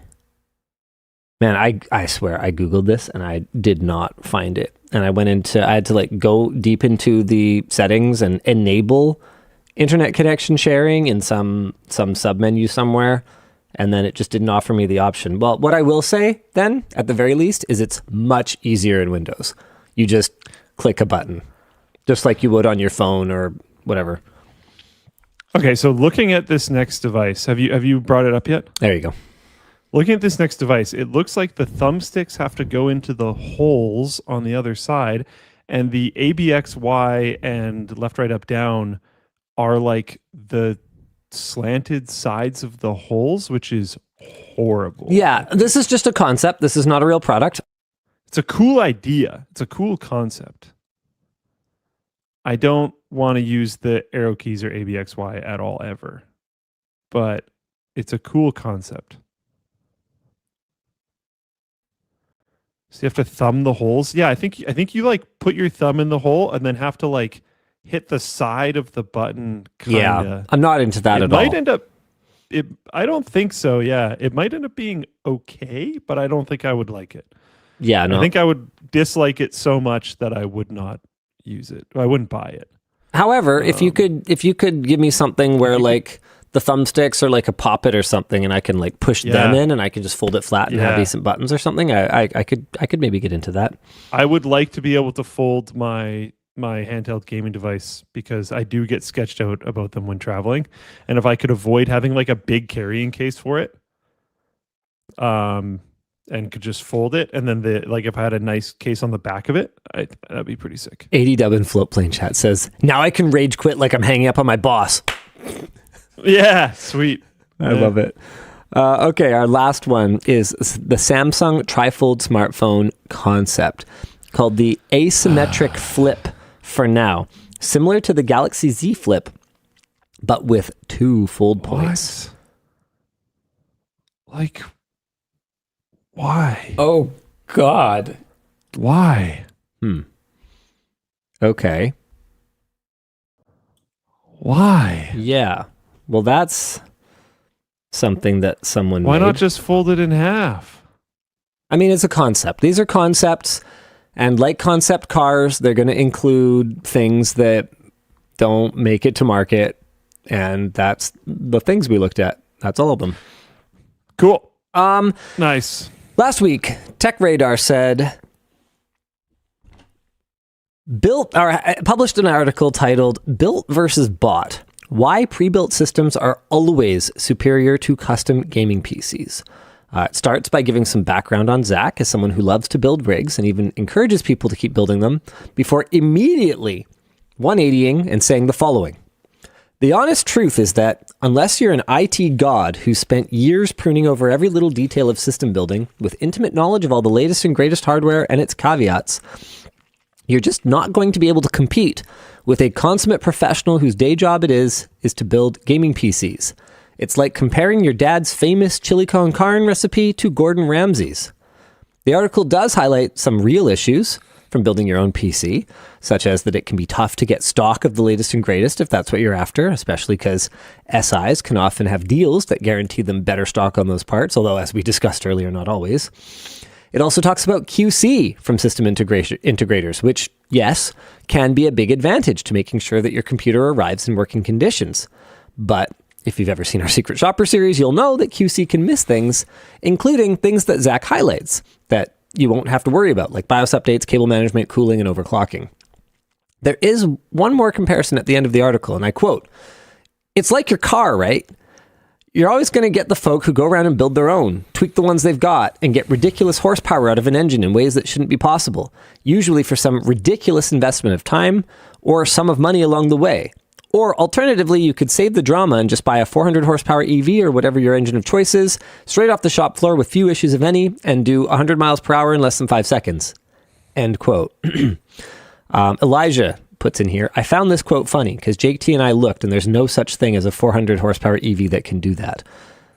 Our discussion question here is, as easy as it is to see the headline and possibly get upset, can you think of any other reasons that pre-builts are better? I would say the main one for me comes down to support after the fact. Like if their support sucks, then I see no reason to buy a pre-built whatsoever. But if their support is good or offers types of support that you need, like if you're buying it as a business and you need on-site service, I could see a pre-built making sense for that. Otherwise, I don't know, man. I do think things can be very confusing, and we do rail against sort of the misleading naming schemes that manufacturers use, and the way that specs get obfuscated more and more and more with pre-builts. But yeah, that's the thing is I think I don't see the difference between talking to an SI and asking them to advise me on buying a pre-built PC or talking to a sales rep at a computer parts store and asking them to advise me on building a computer. And honestly, I think comparing, someone who builds computers to Gordon Ramsay is like kind of ridiculous. Yeah. Maybe you're comparing it to like the Gordon Ramsay restaurant in the airport.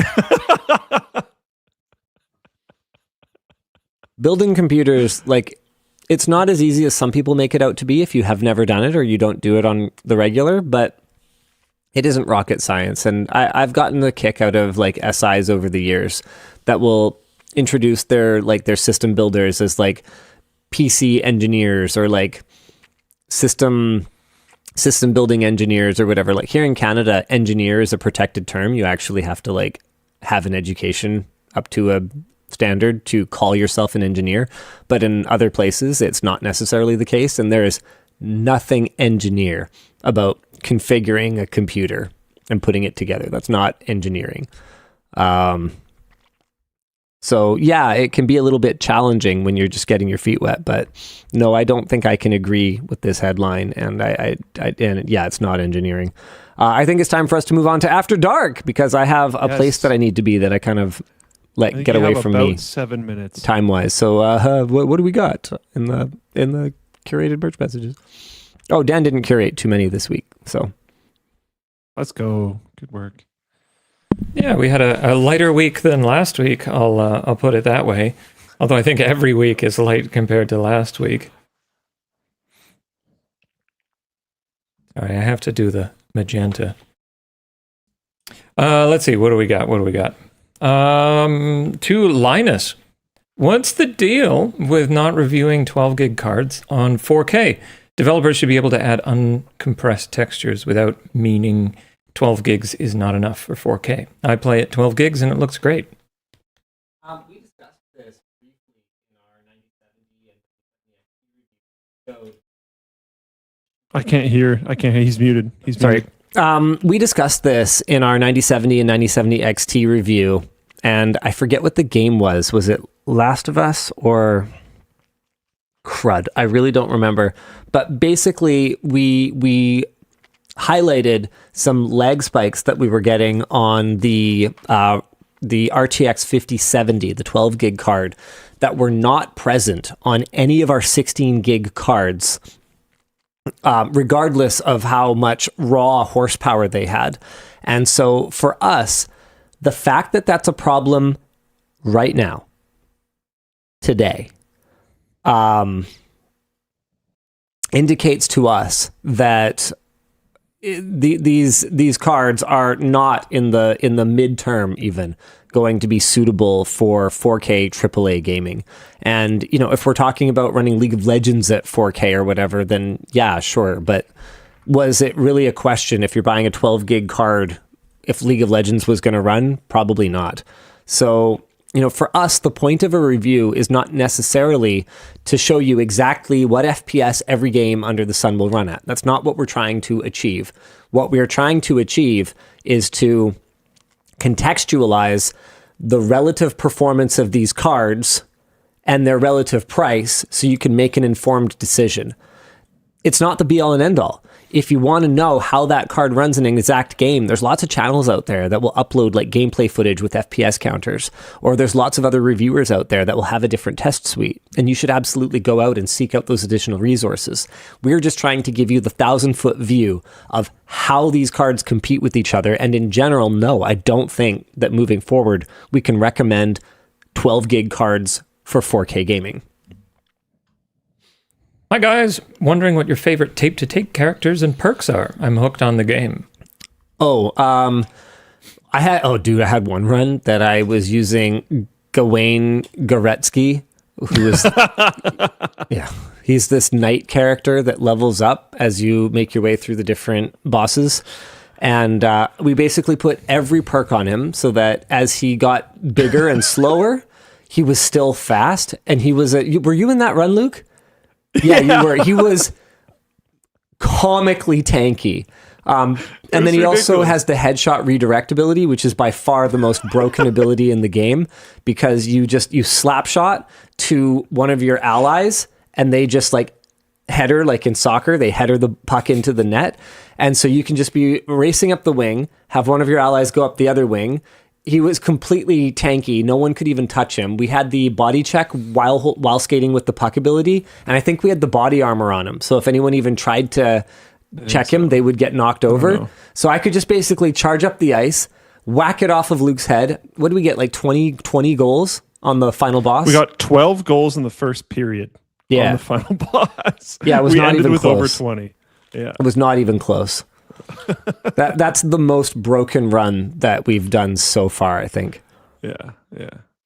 I have a super broken run that I'm in the middle of right now, and I'm not finishing it on my own. I'm just on the first world, but dude, it is completely broken. I have Fossilized Star for plus 20 speed on all my bench warmers. I got growth serum, so everyone's big, and I got a couple other things. Basically, my bench warmers all have superstar stats. The team is cracked. It's gonna be a great run. So I was gonna wait till some humans can come and help me finish it, because I think it's a record-breaking run. Nice. I really like researching PC parts and building PCs, so I take every opportunity to build a PC for a family member. Linus, do you still enjoy building PCs for yourself? I enjoy it as long as I'm doing something different. I don't really like doing the same thing over and over again. Nice. So I think I probably had the most fun building a PC than I've had in definitely weeks, probably months, working on the machine that's on the other side of that wall over there. I'm so excited for that video. Oh, dude. Oh yeah.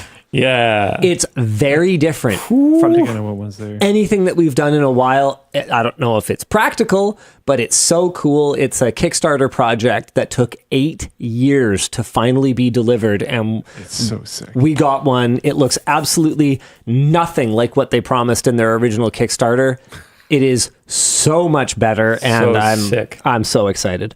I'm so excited. And yeah, I had a blast. Alex and I built it together, and it was so much fun. And so yeah, I still love building PCs, but I don't really love just like, upgrading my motherboard.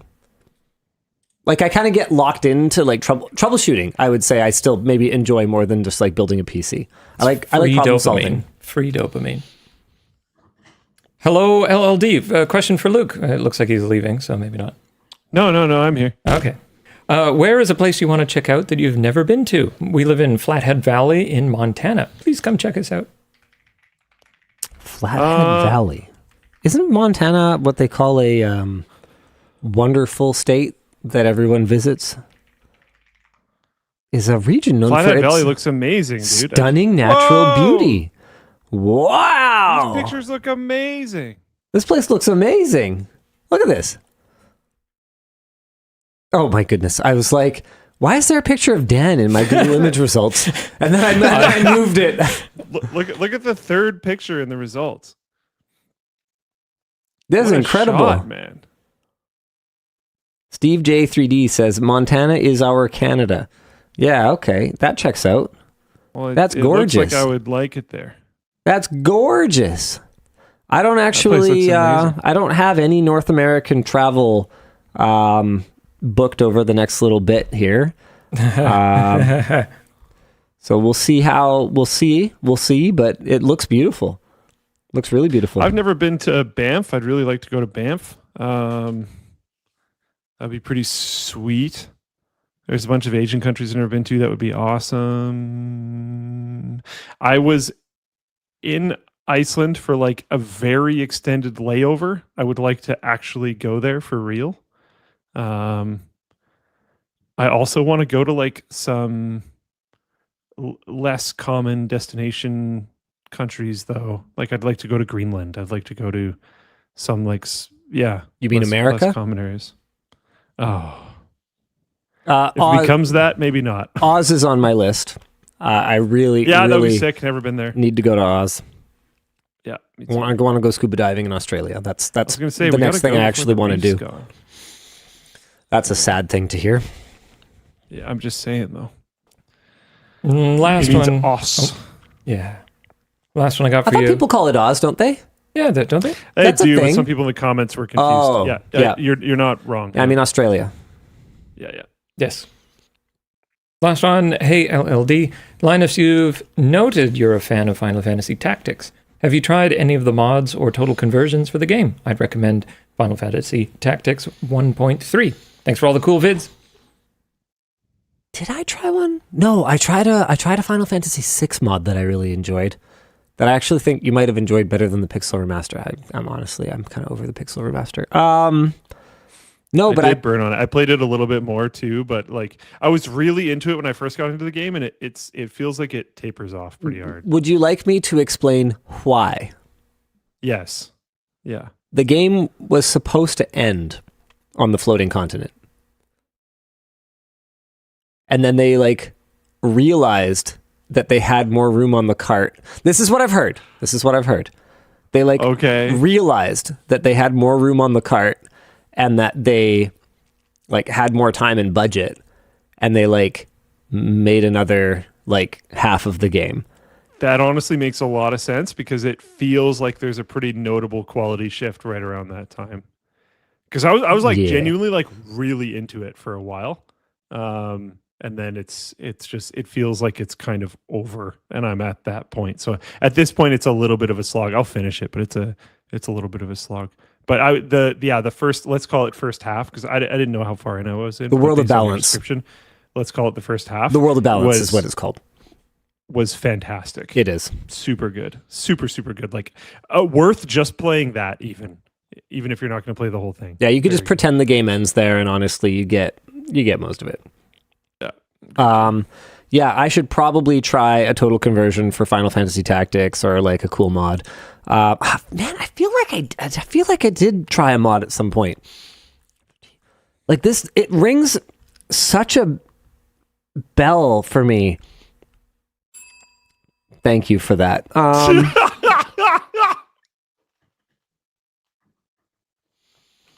It was so fast. I missed one at the front, so now I'm like jumping at it. For me at this point, though, I think a big part of what I love about... Oh, no, I did. I tried War of the Lions 1.3. That's like a different mod or something. Or wait, no? Original project changes in content, unique features.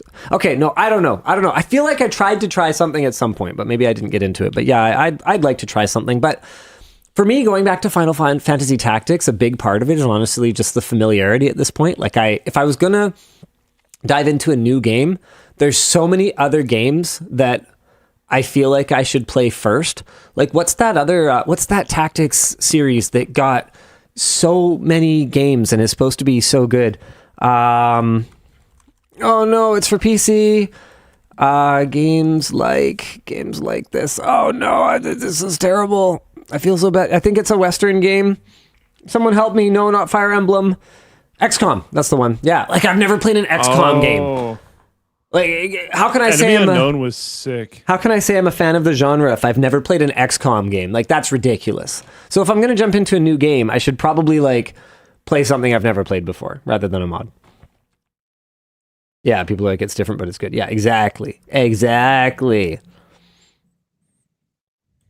XCOM is fun, but the 99% is a miss is real with that series. I mean, yeah, you're going to get that with any kind of tactics game, and it's always at the worst possible moment. That's why, dude, anytime an ability is like hit super hard, but low percentage, I'm like, f it, you're on the bench. You are seeing zero combat. I literally will not take anything that is not a guaranteed hit. Like, I think my first couple playthroughs of Final Fantasy Tactics, I didn't even figure out that the archer, like, has evolutions because I literally just never used them because they missed so much. I was like, forget it. You're done. You're out. Enemy Unknown. I loved Enemy Unknown. I played it on, I think it's called Iron Man, where there's, like, permadeath and you only have one save. Like, you can't go back ever. And I got to the very end of the game, and if I remember correctly, it's like I had beat the actually challenging part. I just needed to go into like one more room and the game was just going to end. But it glitched and I couldn't get through the wall. So I had like beat the game, but I couldn't see the ending. So I had beat the game, but had to like YouTube the ending. It was so disappointing. I YouTubed the ending of Fantasian and I still feel icky about it, but the final boss was just so tedious and such a slog. Like I made it through the first stage of it. And then I Googled it, and apparently there's 2 more like evolutions of the final boss, and I'm just like, forget this, I'm done. That's good enough. Speaking of forget this, do you need to go? I do. So I'll see you again next week. Right. Same bad time, same bad channel. Bye! Okay, I'm leaving. Tell Dan I had, or tell Luke Bye.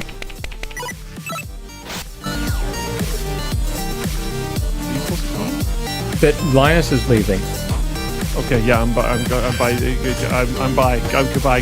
Bye. Bye. Goodbye.